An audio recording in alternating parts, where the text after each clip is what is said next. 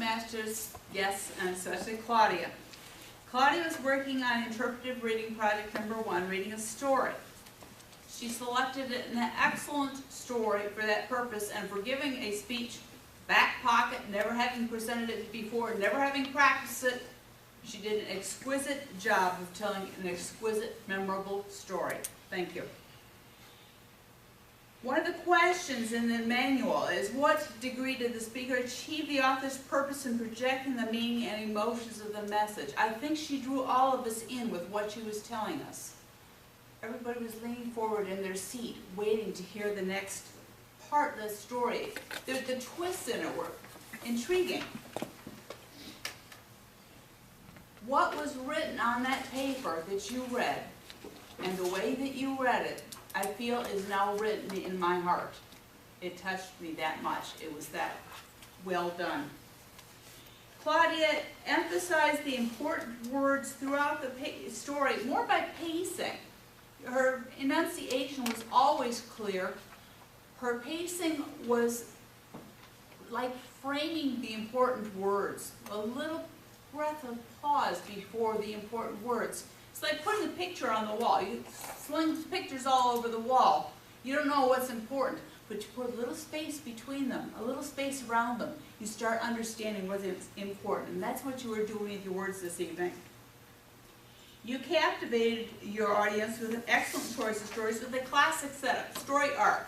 Start out with a setup, builds up to a climax, and then comes to the ending. And at the end, there's a change. And most often in a classic story, the change is in the character. So this was a classic change because the character changed in her view of the world. Another part of what's supposed to be done, did the introduction and transitions, if anything, help?